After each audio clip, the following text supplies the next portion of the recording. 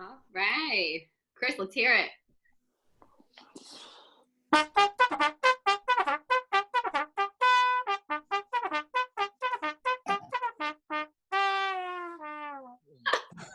Yeah. Hi, everybody. Welcome to everybody. Thank you guys so much for joining us. Those who don't know me, my name is Morgan McKnight. I'm the Executive Director for the Production Music Association, and we are just so honored to have you here today. This is our second PMA Academy webinar series. That this one's actually a meeting, so we can see all of your faces today. And like we had mentioned on our last one, we will be continuing these bi-weekly for free for the remainder of 2020. So if you have any topics or ideas that you want us to cover, or concerns or questions, please feel free to email me. My email is morgan@pmamusic.com, and I will also post that in the chat.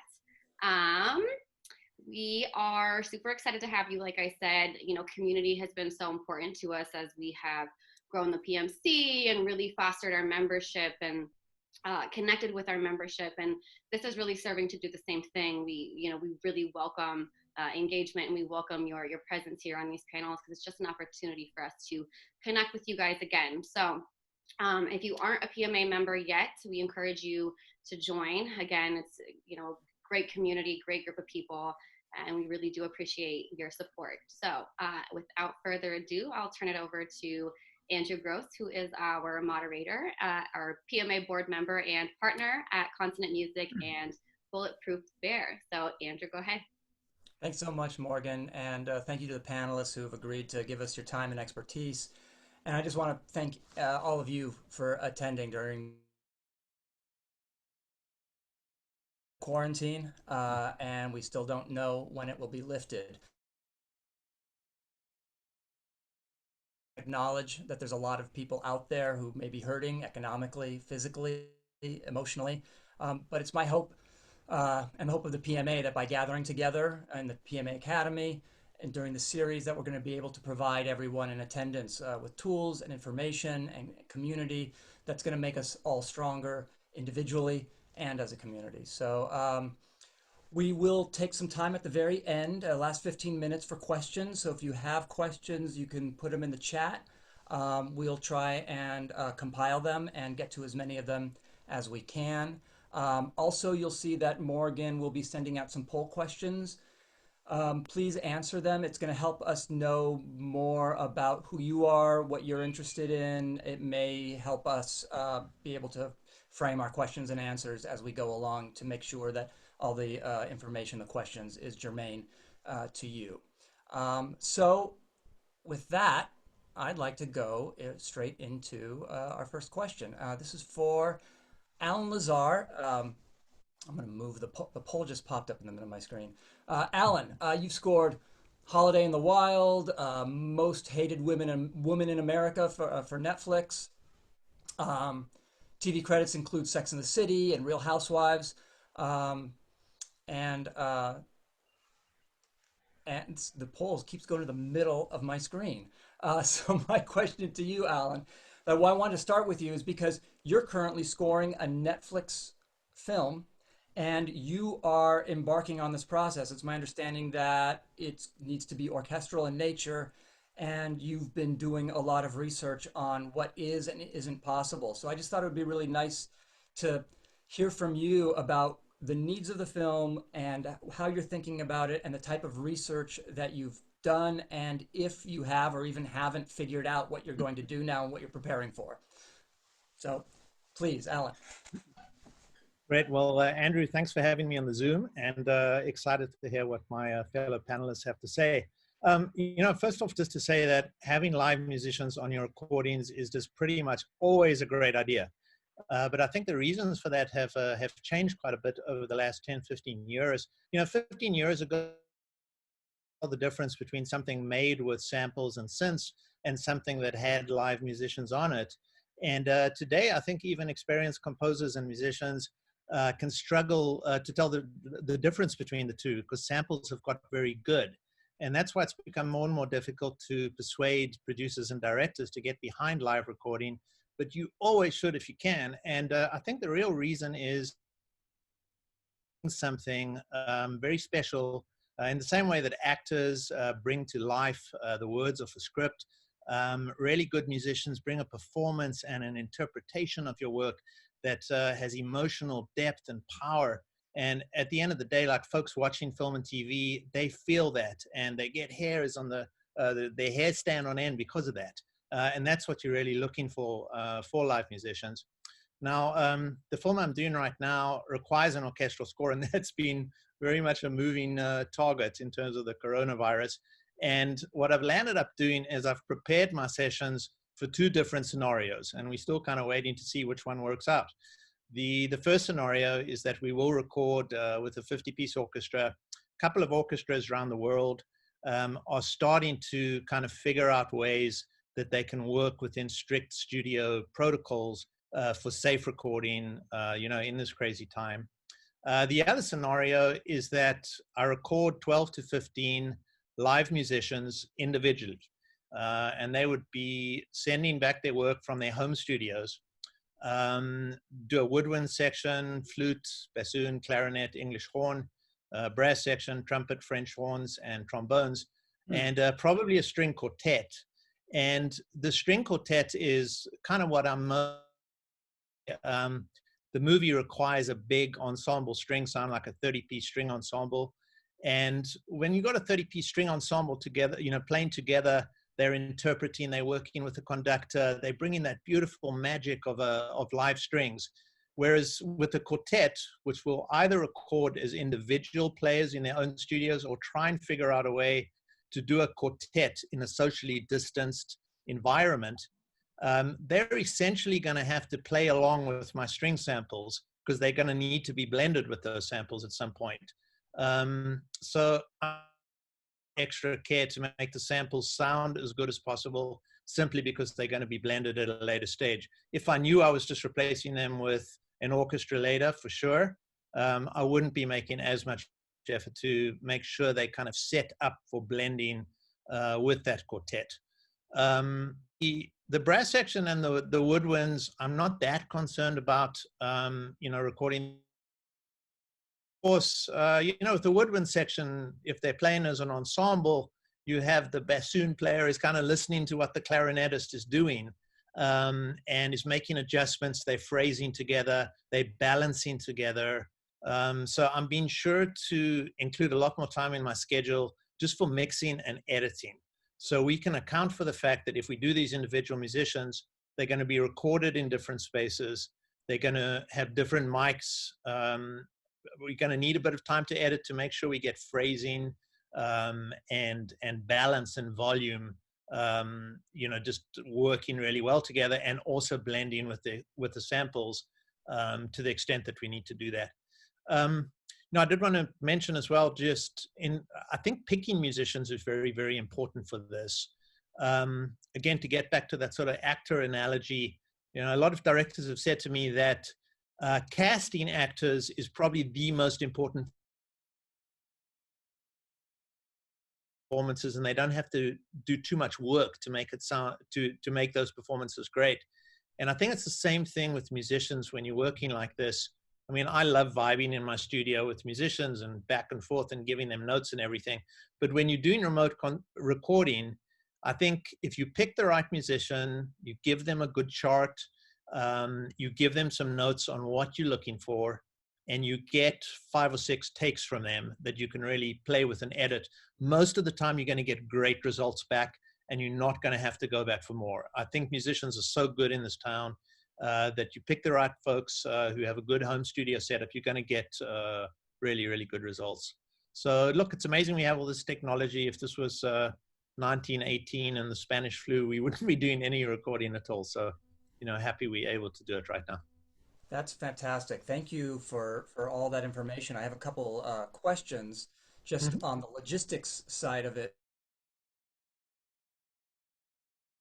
As you're talking, it raises so many questions. So, and I think we're all going to be talking about this too. And I know Jason's going to talk to it when we talk about mixing, but immediately I think about the collaborative experience, or the experience of musicians playing together in a room. So when it comes to passing off files, what is your thinking on this? Are you going to do one player at a time and pass it off so the other players can phrase with each other, or are they all receiving everything and just playing with your MIDI samples?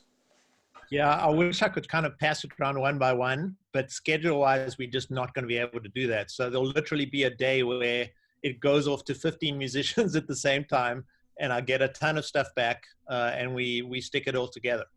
And because of schedule, we're going to have to do that. What I'll be giving them is I'll be giving them a rough mix of the samples and what they sound like to give them some idea of what the phrasing is meant to be like. What sort of the way a musician approaches something without hearing the samples. But I think you're kind of forced to do that in order to ensure that there's some cohesion between what the different players are doing and how they're approaching everything. And I would also imagine when it comes to the score and the parts, it's going to Mhm. require probably a level of detail that's greater than maybe you have done before because there you can't clarify something in the room. Yes, absolutely so. And I think, normally if I was just using one live musician on a piece of music, I'd probably just send them the MIDI. I mean, most people don't require a specific chart. They're just going to ask for the MIDI. But on this, I'm going to be sending specific detailed orchestral charts to everybody that my orchestrator will be doing, regardless of whether we record with the individual musicians or if we do the 50-piece orchestra, they're going to be getting the same charts. And that's again to ensure that there's sort of working separately. And I think, if we do the actual 50-piece session, which is actually looking pretty likely now, because orchestras are starting to open up in some way, shape, or form, there'll be social distancing within that space as well. So you've got 50 players together in a room. They're going to be more separated. They're going to be socially distanced more than usual, which is going to require specific miking. And also the brass section, for instance, we'll probably record them separately because they're going to be very loud otherwise if they're socially distanced and like sitting quite close to the viola players or whatever. It's gonna get loud in there. So softer instruments as well, like glockenspiel or piano. We'll make sure probably to record separately too, just because the different environment that we're working in a big studio with everyone socially distanced is also going to require special treatment. Okay. So. And last question I have, and before I see if anybody else has a question, is when it comes to equipment of your players, how much of an influencing factor is that in you hiring them? They could be the greatest player in the world, but are you trying to do when it comes to mics, mic pre's? Is there are you trying to do anything to control that or to try and keep that possibly as consistent as possible? Again, if we had more time, I think I would. Normally, in picking a musician, it wouldn't be a consideration at all as to whether they have a reasonable home studio environment. I'm certainly going to be asking the question this time, are they able to record themselves in a home studio and sound pretty good? I'm more likely to go with musicians that I know have a decent setup at home. But again, the ideal thing would be to make sure that similar mics are used for the woodwinds, but it's going to be difficult to get into that level of detail just given schedule and everything. Okay, wonderful.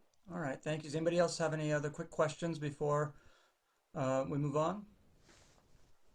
Um, all right. I do want to just make a want to move on to Jason right now.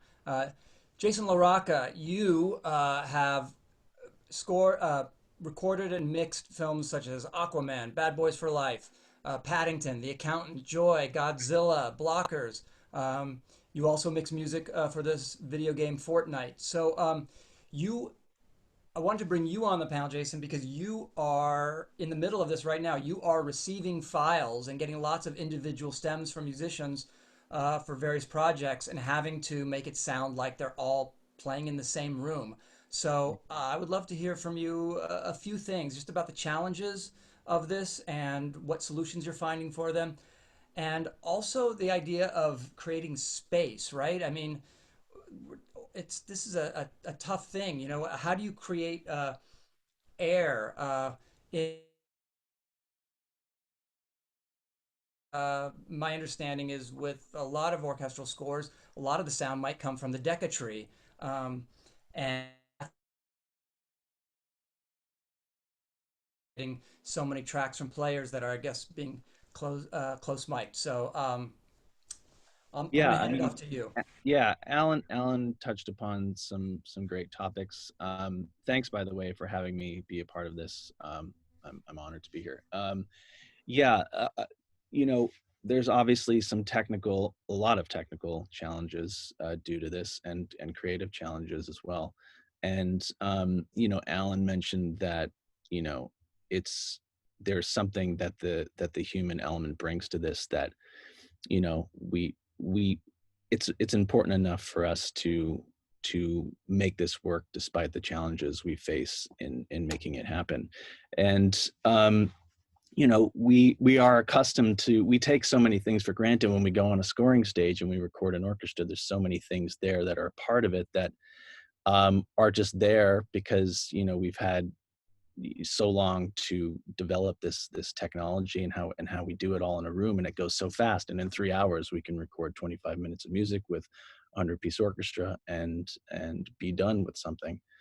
And now we have to sort of break that all apart and really dissect it in terms of all those things that we take for granted, and getting them all to have a cohesion as if that was being done, even though it's not.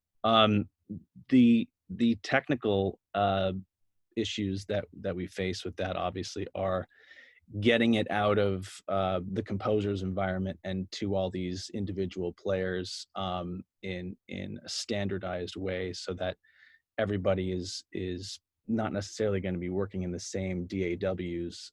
When if they're recording at home, if the musicians are recording at home, they might have Logic, they might have Pro Tools, they might have Cubase, which will differ possibly from the way the composer is working.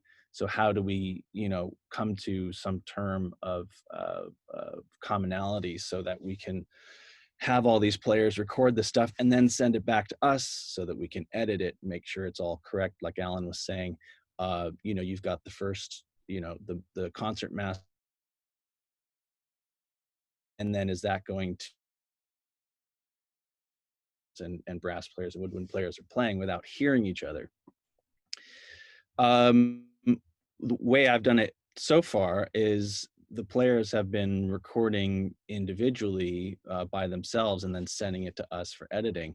And when they receive it, it's usually been, like Alan was mentioning, basically a demo with the mock-up strings and rest of the orchestra, and a click track, and then they just put it in their DAW of choice. Sometimes the composer's assistants will put together Pro Tools versions or Logic versions, but if it's beyond a DAW that they don't have in the composer's studio, then they would just be sending audio files and the musicians would be working it out from there. And it's been coming back to us a lot of different ways, which is a whole other discussion. Some musicians are recording with a spot mic and recording with room mics, and some are recording in stereo, some are recording in mono, some are sending back time-stamped audio files, some are not, some are just given some reference of a bar number.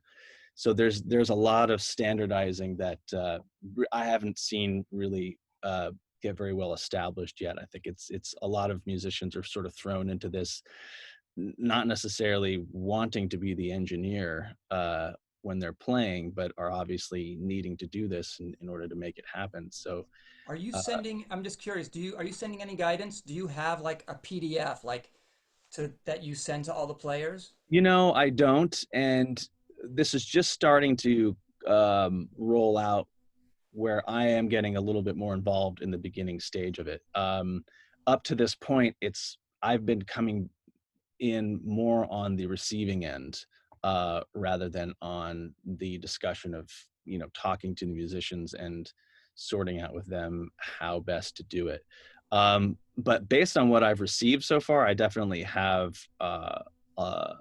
some thoughts in terms of how it should be done. I think there's certain things that musicians are doing that aren't useful, and certain things they're doing that are very useful. I think in general with string players, if they're recording remotely and we're recording people individually in their homes, and it's say 10, to 16 string players, I generally don't find the room mics very useful because they're usually in small rooms that aren't that fantastic. I mean, it's not a scoring stage, so if it's not going to be a scoring stage, it's not super useful because it usually gives it away that it's not. And the other thing is that if somebody's sending a stereo file of their recording and they're creating the panoramic image for you, it's also not very useful because if they're going to be part of an ensemble, you then have to put everyone in the place you an image around them. So if it's an ensemble recording in stereo really isn't very helpful because you just want to basically have a single point of location with each player, and I pretty much get rid of the stereo images that they send me and recreate them. So that's one thing I think and that makes it easier for musicians. I think in general, they don't need to make it as complicated for themselves. I think if you just have a single mic, I think in general, close miking is the best because it also eliminates the differences in people's rooms and issues they might be having acoustically in their spaces. So the closer, I think in general, they mic, although, Chris might have something to say about that too, because with horns that's a different thing. I think when you close mic horns, that's tricky because you're so used to hearing a horn coming off the walls and not really hearing it directly off the bell. Is a close spot mic about 4 feet away, pointed right at the instrument is really useful for me because then I can create the space around it. Can you talk a little bit about that without giving away and the Jason LaRocca sound trade secrets? Yeah, But I mean, I have no trade secrets. I think everybody really, if I use my own arm's reach, which is about 3 feet. So if I'm sitting in a woodwind player's seat before he shows up, that's typically what I do is I reach my arm out, and if I touch the end of the capsule, that's basically where I want the microphone to be on a woodwind player. Typically, I don't get that close with a string player, but I think in this situation with everybody recording at home, that standard practice I think will actually work out really well. It gives me the ability then to create the early reflections, the room sounds and it actually sounds pretty convincing. In fact, I had sent you a video before we started this to give an example, which was a show that we were doing called Prodigal Son for Fox, and we were recording it on a scoring stage with 40 string players every day, or every week rather, at Sony or at Warner Brothers. And then when this happened, we had to sort of figure out how to keep that sound without being able to go to a scoring stage. So we had string players record remotely in their homes, and then they all sent it to me, and then we edited it and put it all together, lined it up, and then we mixed it, and this was basically the final product. I think we had 10 string players on this, and then of course mixed with samples to make it sound the way we needed it to sound. So this is the final product. All right, awesome. And here it comes. I will always love you because we're the same. I'm nothing like you. We are not the same.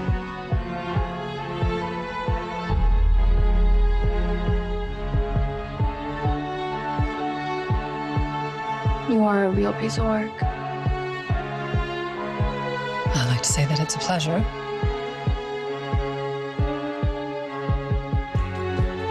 Good morning, Martin. Nicholas. Don't tell me you think you did this. No, I've been framed.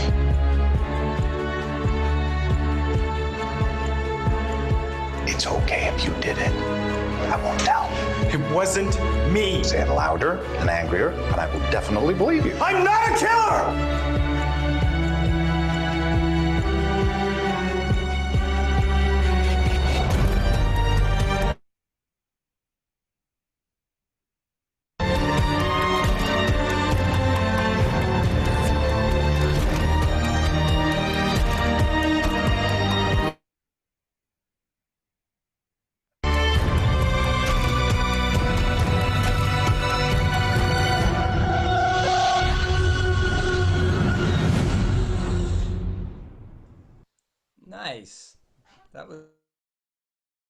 Um, Before we finish up, anything you can share with us about, I guess, that process?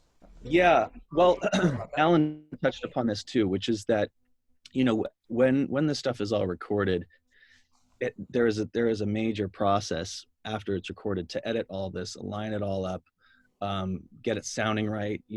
Unfortunately, you have a lot of things like, you might hear a dog noise or something like that, or a lot of space bar clicks of the musician stopping record, things like that. And all that adds up. If you've got maybe four players, it's maybe not as big of a deal. But if you have 20, I had just done a recording, I mixed something for Lauren Balfe, and we recorded 20 players remotely.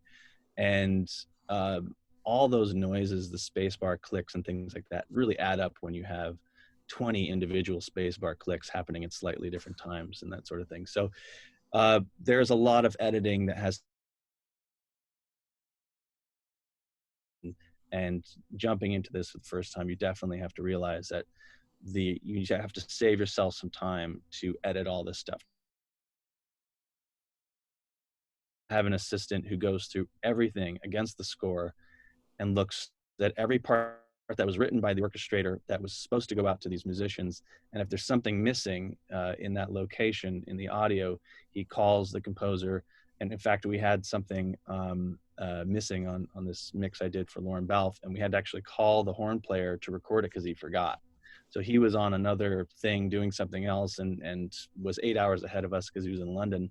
And we said, we need this right now. So luckily we had, caught it hours before we needed to deliver. But any sort of fact checking and that sort of thing, you have to save yourself a lot of time for, because everybody's doing this remotely and not all in the same place. So we have to really just kind of QC the whole thing. We didn't even touch upon the audio movers thing, which is another big thing. Maybe we can discuss that at the end, because that's also another way you can get people to listen in on the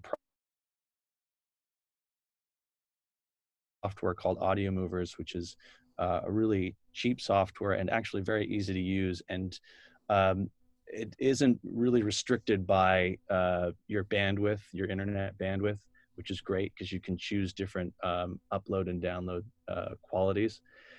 So you can actually, I'm doing remote mixing with this software with all my clients. I go on Zoom like I am here for visual, and then I send them my Audio Movers feed, and I get mix approvals just the same as if I had the composer in the room with me, which has been fantastic. But the musicians can do it too with the composer. If they are linked through Audio Movers, they could do a take. The composer can say, yeah, great, let's move on. Another thing I wanted to say too, to what Alan was saying about getting the cohesion of the players when they're not all playing together. One idea, which I think might be a valid one, is to record the concert master or mistress first,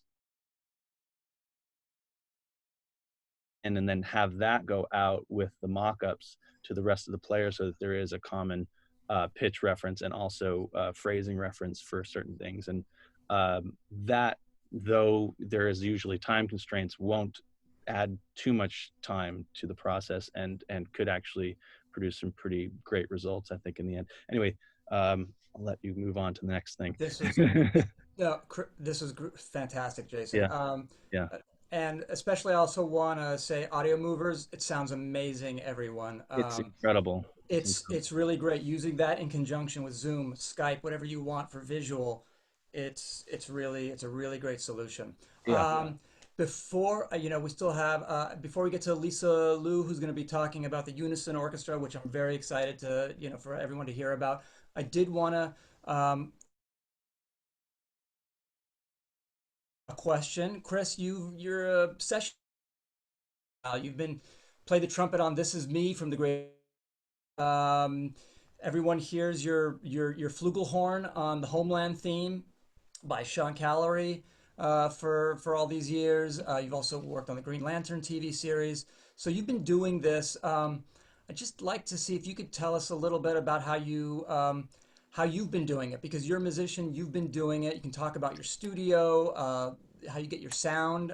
We've got a couple examples we can also play. So please, love to hear from you a little bit. Uh, very honored to be on this thread. I think it's one pearl of wisdom. It helps everybody around the world. I mean, you're talking about a global pandemic, but it's also a global community. And the fact that Jason just mentioned that there are horn players in London. So through an internet connection, anything's possible. And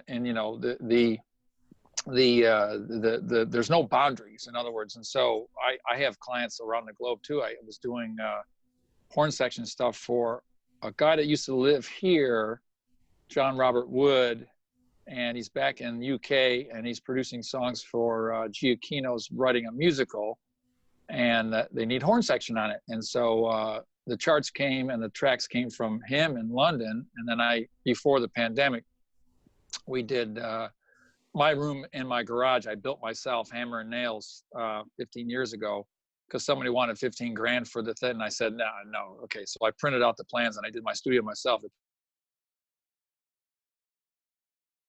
So I did it. Wasn't easy, but so I had the horn section here. I built a room I can fit 4 players really comfortably in a row, or it's usually me, mostly myself. So I looked in my Quicken money program and found that I bought my cheese grater Mac Tower just for recording on August 30th from West LA Music, 2004. And it'll be 16 years on August 30th that because I was getting a couple of requests then, because there was Digital Pro Tools already a few years, and then also broadband, where you could FTP stuff to an FTP site. You could use Fetch. And that's how I got 2 requests in about 2 weeks from a couple of jingle houses or producers. Hey, you got a way to record yet? Because you don't need to drive to Santa Monica to do these 8 measures for this, Dow Bounty picker-upper paper towel. Then it happened again, and then a week after that, I asked someone what I needed to get, and I literally started with a Pro Tools Digi 002, a Neumann TLM, a Neumann TLM 103, 2 channels of API 312, a set of Event 8XL monitors, and a Mac. And what else did I get? I think that's it. I spent $7,700 in August of 04, and then you do your first one and you're like, it's giving birth the first time you deliver a track to somebody and you actually do it. How just curious, how adept were you technically with computers and miking and all of that prior to purchasing this equipment? Nothing at all.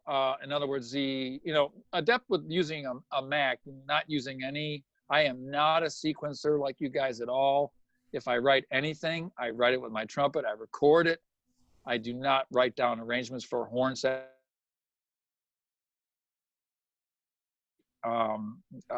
So I had no digital audio training at all in, let's say, September of 04. And so therefore, I had an engineer come over. I paid him for an hour or 2, and then I would ask somebody over the phone, or I don't even know if YouTube had the stuff at that time. I think Pro Tools came with a manual back then. It wasn't owned by Avid yet. And as just being technically a tape recorder, back then I was only playing trumpet. So technically you're tape recording when you're just doing this initially. 15 and a half years later, I am actually producing and mixing tracks for people because out of necessity, somebody has a lower budget. They don't have the money to hire Jason. I'm not mixing TV cues. I'm producing a singing, dancing troupe. And literally she asked, hey, I don't have a lot of money, and I know what a band should sound like, right? So, I'm doing things like that now. It's involved in that. But originally, of a trumpet, there was no technical anything at all. I just jumped in and then just drilled down in it, because I kind of saw where things were going 15 years ago. We're like, hey, we're going to smaller orchestras. We're using, the abroad recording abroad thing through the phone lines. As long as there was a good ISDN, I think they used to do Source Connect and actually get files back on your computer at the same time. So like 15 years ago, I see that stuff's getting smaller and compartmentalized, and I go, I got 2 requests for this. I want to be ahead of the curve, not behind it.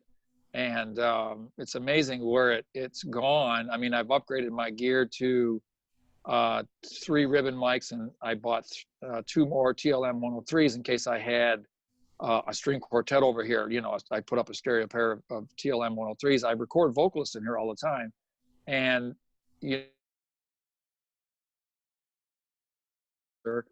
I want to have as good a gear or better than the guy that's hired me, because I don't want them to feel like, well, he doesn't know what he's doing yet.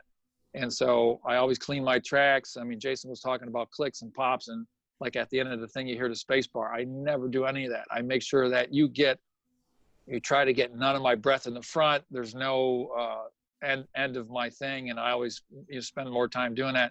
So I'm actually a gearhead. I'm in Pro Tools 10 on a Mac Mini, and a 3 or 4-year-old Mac Mini with, oh my God, my operating system's probably Lion or something like that. It's bulletproof. I leave it on. It never. So, I mean, I'm actually made peace with the fact that this was going to be part of my life. And I just drilled down one client at a time, and, word of mouth. And then sometimes over the net, somebody can find you if they Google you, stuff like that. It's fun to play on people's stuff that comes all, and it's always a challenge when you get, Jason was talking about how we get stuff delivered and parts. I mean, I'm working on I'm working on 5 music library tracks right now for a pep band, trumpets and trombones. And I think I got Logic printouts that are in concert key, and the rhythms don't really, like what's a dotted A16, it's not really that. So, the audio tells me what to do with it, not so much the MIDI. I've received stuff so many ways. I have a way I like to see stuff if I can get them that email before they send me stuff. Right. So, yeah. I just want to just emphasize something that you said that resonates to me as a composer, and I think this is good for all musicians to hear, that Chris does a lot of stuff that makes it so when we receive the files, or when composers receive the files, great playing is paramount and recording quality. But if but Chris is saving composers and mixers a lot of time. So that's an added value, and that's great too. And we love receiving that as well. I'm looking at the clock, so I'm going to need to move on. Thank you so much, Chris. I want to turn it over to Lisa right now. Lisa Liu, thank you for joining. And you are doing something really interesting. You, along with multiple Emmy Award-winning composer Laura Cartman and some others, have started the Unison Orchestra. It's really as a response to the pandemic and the fact that there are a lot of musicians out of work. So I would love to hear, can you share and briefly tell us about Unison? Yeah, it started the moment, I think all the studios closed down. Laura Cartman called me at 7 in the morning and to launch your career, you're going to start contracting and we're going to make musicians work. And she just said, she's like, we have to do this for everybody. She's like, you're unemployed. She, just to give a little history, she and her partner, Nora Crow Rosenbaum, and Marin Alsop, who's the conductor of the Baltimore Symphony, and we've created this together with Brad Hanel, the engineer. And it was it was like an immediate and just rush for me to grab all the musicians. We prepare multiple Zooms with them, with Brad. And what he's done is helped each of us really set up our studios and figure out room treatments. And he's looked into each of our places. 2 of the violinists in that video we've been working with and helping them get really comfortable with Pro Tools.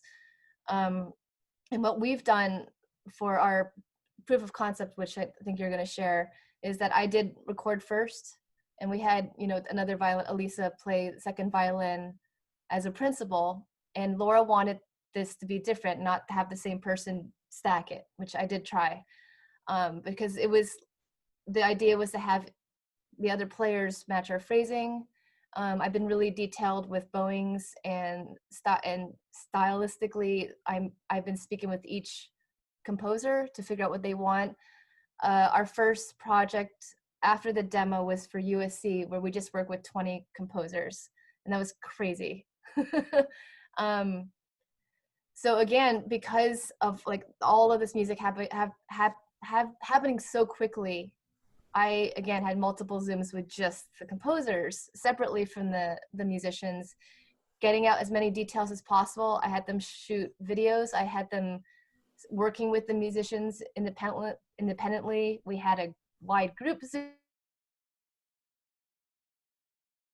section leaders also deal with their section and communicate the entire time back and forth. Like it was 2 days for a double session where it was constant communication. So my idea was to have this open sort of community, like we're just trying to figure this out together. And and we had a post-mortem with the students last night where I could talk to them and say, well, you know, with every little thing that you do, we have to think of writing for a remote group differently. I think a lot of things that you would put with a room together is just not going to work the same way. Oppositely, there's a lot of benefits because each of us are being striped. So you have these like precise recordings. We've been working so closely with each musician, and these are people I've been sitting with for 20 years as a player and working with them and playing together. So we have. So can I ask to get a little clarity on that? So this orchestra is a set amount of players that know each other and have worked together before, or is this players around the world?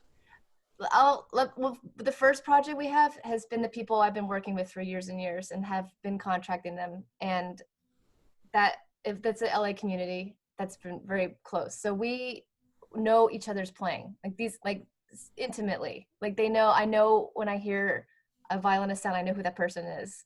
So we've been able to evolve and transition into remote recording.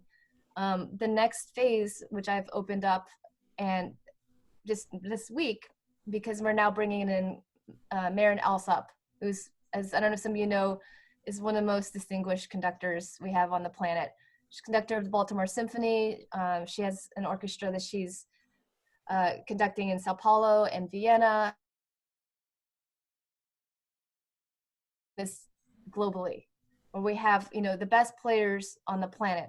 And the best thing one of the best things that's come out of this is it's leveled the playing field for everybody, for all the musicians, you know. So I'm able to reach out to people that I went to college with. So our musician base is now coming from people, and we're all unemployed. It's like my friends in the Met, we have principal players in Toronto Symphony, Boston, New York Phil, like session players as well, of course, in our hometown.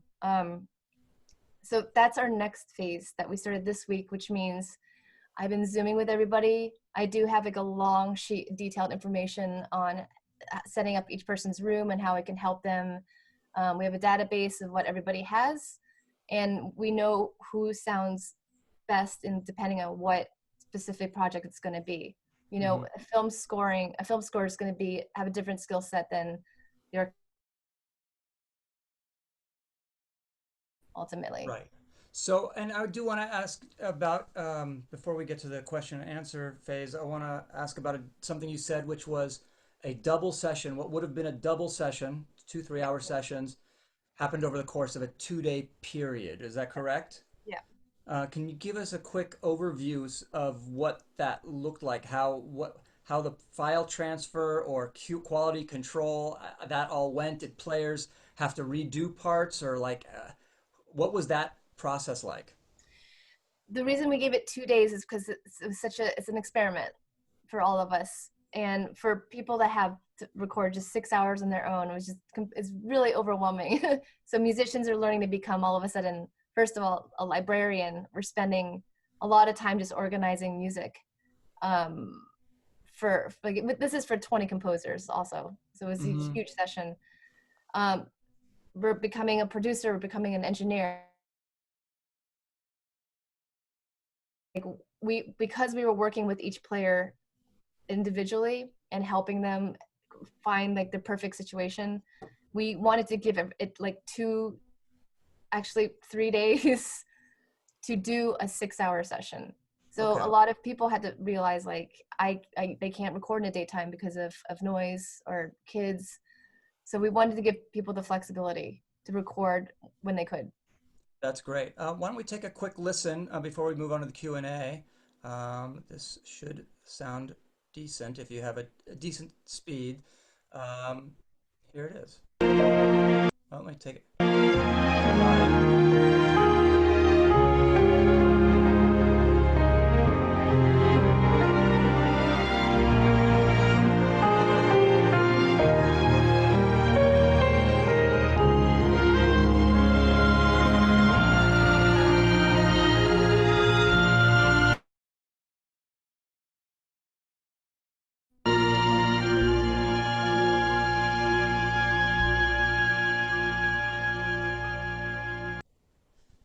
It was lovely. So that was piano, live piano, strings. Winds. Yeah. I don't know what else is in there. Yeah. Oh, wonderful. Were you involved, or did you play on this one? Yes. That was our demo. And that was our ability to give everybody detailed instructions, look at their setup, have them set it back, and then we made revisions, and help them again maximize the situation. So by the time now we're prepared to do everything else. So with each new musician that I meet, that I am zooming with, we're getting them again situated, comfortable, so we can have this cohesive sound and our own identity. That's this organism that we have right now. Right. Thank you. Yeah. I see on the chat, I got one note that said it was clipping a bit. So like Zoom is not great for audio. It does optimize it a little bit, but it's really all dependent upon the upload speed from me or the person who's playing it, and then the download speed of the end listener. And so audio movers, which Jason was touting, really would be the much better solution if you want to be able to share high quality audio. Zoom isn't, but it's convenient. It's very convenient for our purposes. Yeah. So thank you all for all of this. We've got about 12 minutes. We're going to end this pretty sharply at noon. Morgan, I haven't been able to read all the questions and the comments coming in. So if you see any that you want to read, that would be awesome. And if not, so Savannah Wheeler asked, I will be recording a cello and viola duet. Do you think if they record their parts separately in their home studios and send it to me, it'll sound connected? If no, what do you recommend? Was that question directed to anyone in particular? Anyone who it's directed to you, Jason. Yeah, I think so. Yeah, it's hard. It's hard to say. I mean, it could, but if it's a duet, that they may need to hear each other depending on what it is. So yeah, you'd have to hear the piece first to know. You could also try, a minute of it and see how it goes, recording them each individually for a minute of the piece and see, if it's working out before you get into the entire, if it's a long suite, you may not want to get super down that road and find out it's not working out. But, the other thing too, is you can try audio movers and see if that, getting yourself connected with the players is possible, because you can actually get 3 computers depending on what their DAW is. You put audio movers is basically just a plugin. So you put it on your output of your computer. If you're in Pro Tools, you just put it on your master out, or if you're on Logic, it's the same thing. And then you log in and you say how many clients you have listening. In this case, it would be 2 other people. And you would put there's a delay setting for how quickly it gets to the receiving end, and you can go down to 0.1 seconds, which, depending on what the piece is and how fast it is, I mean, you could possibly even try having the other player play live with it, and see what the sync is like, where they're actually hearing each other. So you could actually try that. I haven't done it yet, but I don't see any reason why it couldn't work without, with a little bit of trial and error. Do you know about speed upload down anyone should have to be able to effectively use audio movers? I mean, as far as like minimums? You don't. I mean, basically, a basic internet minimum is going to work with audio movers. I've had it work with people with really great internet speeds, and I've had it work with individuals in pretty remote locations with not great internet speeds. Like up in the Topanga area and stuff like that, and wherever else they might be that doesn't have great connections. And the settings can be reduced so that it gets to them just as fast and they can still hear it pretty well. It's not going to be the highest resolution and not sound perfect. It will roll off like an MP3, but for in terms of hearing phrasing and in terms of hearing whether or not something's being played right, you'd be able to hear that through audio movers, even if you needed to reduce it a bit. So you can be pretty much anywhere with any internet connection speed and use the software. This is the reason why I like it a lot, because there's other softwares that you can use, but they demand a minimum upload speed of I think it's like one megabyte per second using Source Live, which is another software that allows you to also do video along with the audio.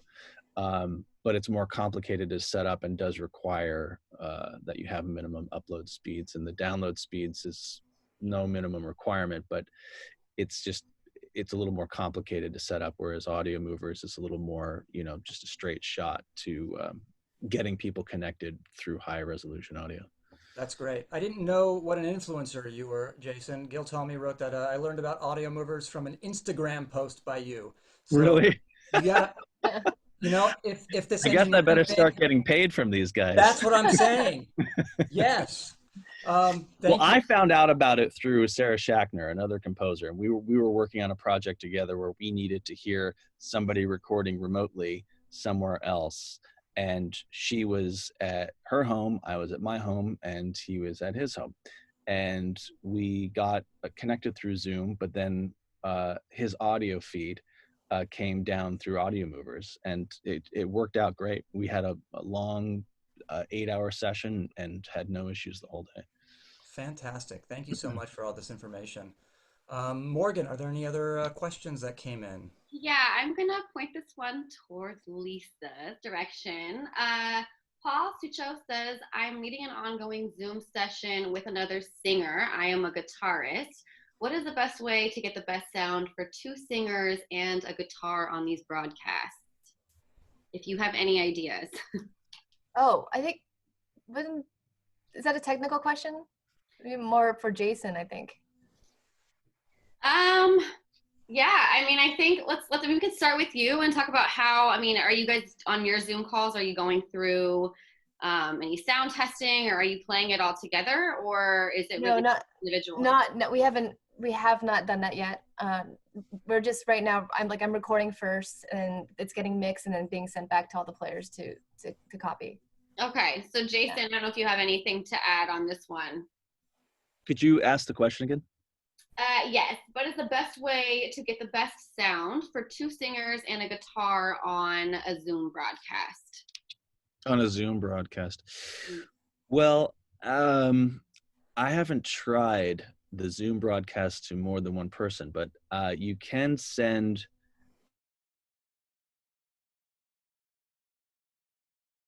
through an audio interface and use that as your feed into Zoom. So in other words, you can have a decent quality microphone and then go into your audio interface, which plugs into Zoom. And then Zoom, in your Zoom settings, you would say, use my microphone from my audio interface as my input. And if the musicians are doing that and sending it through Zoom that way, it will sound pretty good, but I haven't tried it. I don't know that it's the best way to to record it. Because if you're listening to that on the receiving end, you need some way of recording it. So they would need to be either recording into Zoom and then sending it to you later, or recording it into a DAW somehow. So I think doing it through audio movers might actually make more sense, because then you can be recording it while the person's listening. I don't know how you would do it through Zoom and then also attain recording it. So I wouldn't know exactly how to do that. But in terms of just listening to it, you could send high quality through an audio interface, as long as you have one. Great. I see a question that just came in. It says, is Unison Orchestra hiring only friends of those running it? Or is there some application form where we can apply to participate?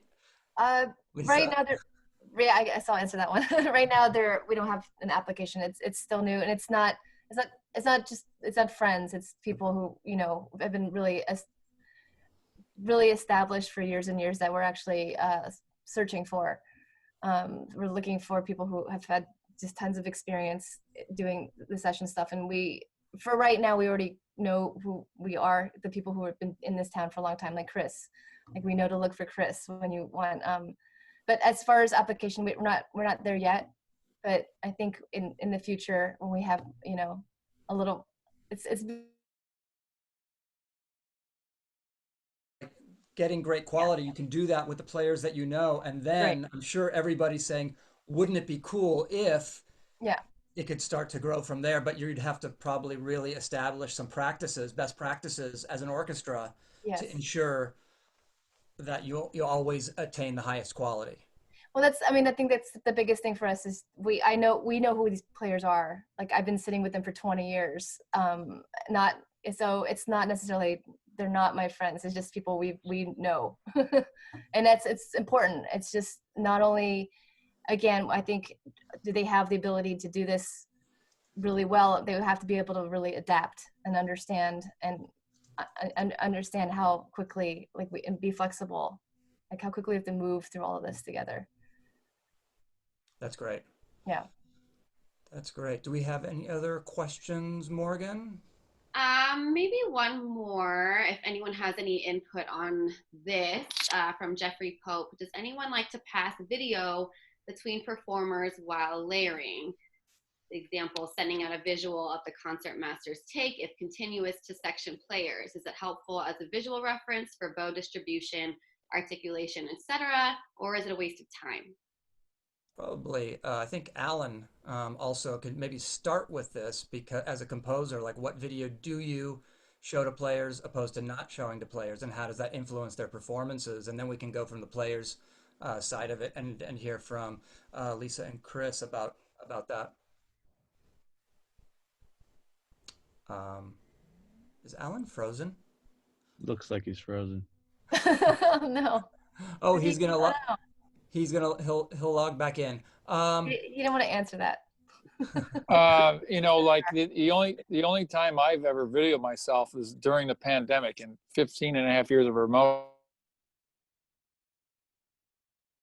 Ozzo did a tune combining Wonderful World and, oh my God, Bridge Over Troubled Water, and it went viral on you know, all the news channels and stuff like that. And I shot video of myself playing. But for technical purposes and recording music, you know, I don't think a video of you bouncing it off to your other players in your Unison Orchestra or anybody else who's playing on stuff, I mean, it's basically a visual now for putting together, like, either promo or it's something to do a shout out. It's that purpose mostly now. In the last 2 months, I've never sent a video of myself playing anything in the previous time. You know, that's my history with it. But I mean, it's kind of fun. I mean, I have to put on pants and not jammies. You know, I got to put a decent shirt on, and then you still have to wear pants. Yeah, you know, and then what do you call it? iPhone video. You do mail drop, or, you know, and then. But it's very helpful because it also puts a face with the instrument. If you're going into promotion mode and you want people to use your services, it can't hurt, you know. But I don't think it's necessary for, you know, earballing stuff. And, hey, somebody, unless they actually, for Lisa, for bowing, you know, they know what your bow mark is. But if they see it, maybe it helps, you know. For brass, we don't do anything like that. You know, your your up and down is really crucial. I know. Right. I realized that I think I misunderstood the question because I thought they were talking about video for the actual film and showing that to players. No, they were no. It was my misunderstanding. But I do want to hear from Alan about that. So I'm going to morph the question and hand it to Alan. I think that'll be it for us because we're going to have to sign off. But Alan, as far as I think this is good to know for players, like when do you share video with players? Talk about that a little bit before we finish up? Yeah, normally if I've got musicians in my studio, I want to show them the video because I think they'll often have an emotional response to it, which affects their playing. But I think what you've got to be careful about with remote recording is the studio network may be sensitive about you sharing those visuals. If you're kind of sending them around and because of internet security and stuff, you want to be very careful who you get that video to. If you are sharing it, you kind of want to check in with the studio first. Like, is it okay if I share my video with these players? And, otherwise what I did actually yesterday, I was just getting a quick trumpet part in the score. And I FaceTimed with the player. And I showed him over FaceTime the video clip, knowing that he wouldn't be able to kind of go back to it later or distribute it anywhere. Not that I would think he would, but just to make sure that, security and back and forth is kept okay. That's great. There is a lot of security, especially I know with Netflix, they're all about security. And so when it comes to file transfer, I was going to ask you about that. Does the safe file transfer extend also from remote recordings to you? Yeah, I've been under strict instructions to use a very specific system for any file transfers for any data that's going out of my studio, and I think everyone's got to be real conscious of that now with hacking and Russians, hacking and stuff. Sorry, I didn't mean Russian specifically, but anyway, you got to be real careful of all that stuff. Yes. Wonderful. Well, thank you all panelists. Thank you all of you for giving us your time, sharing your information and wisdom. Cool. Thank you, Morgan, for putting this together. Thank you all for attending. Thanks, Morgan. Thanks, everyone. Thanks, Andrew. We'll see you all in a couple weeks on the next one. See you all. Awesome. Thanks so much. Thanks. Thanks, everybody.